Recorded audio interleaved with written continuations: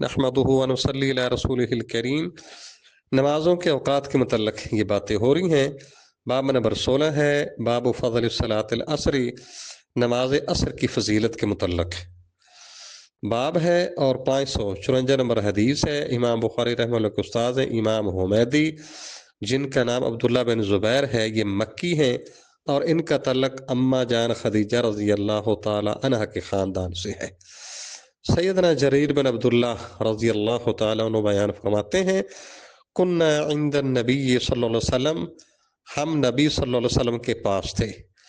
فنظر الی القمر لیلۃ یعنی البدر، آپ نے ایک رات 14ویں رات کے چاند کو دیکھا۔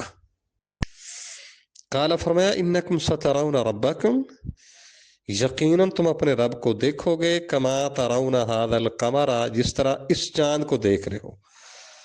لا تضامون فی رؤیتی، اس کے دیکھنے میں تمہیں کوئی زحمت یا بھیڑ کا سامنا نہیں کرنا پڑے گا۔ فإن استطعتم الا تغلبوا على صلاة قبل طلوع الشمس وقبل غروبها، اگر تم طاقت رکھو، ممکن ایسا ہو کہ کوئی چیز تم پر غالب نہ آئے سورج کے طلوع ہونے سے پہلے والی نماز پر اور سورج کے غروب ہونے سے پہلے والی نماز پر، تو ففعلوا، تو پھر تم ایسا کرو۔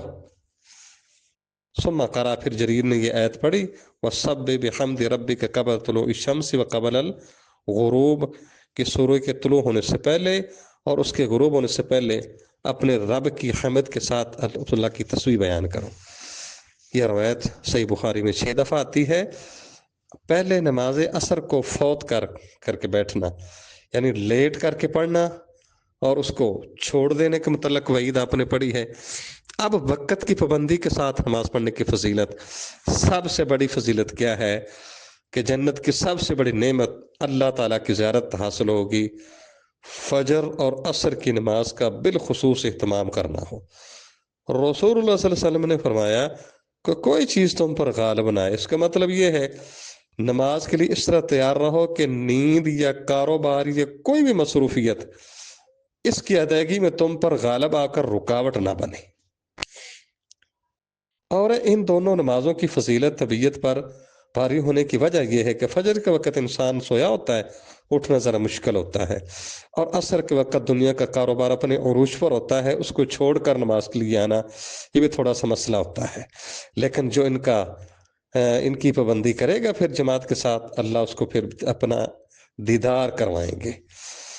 تو ایک یہ کہ اس وقت ان دونوں نمازوں میں دن اور رات کی فرشتے جو ہے نا ڈیوٹیاں ان کی بدلتی ہیں، ان کی ڈیوٹیاں بدلتی ہیں، تو اللہ تعالیٰ کا دیدار کرنے میں بھیڑ نہیں محسوس ہوگی، یعنی بندہ جدھر ہوگا ادھر ہوگا نا، اس وقت اللہ کا دیدار خود بخود ہی ہو جائے گا جنت کے اندر انشاءاللہ۔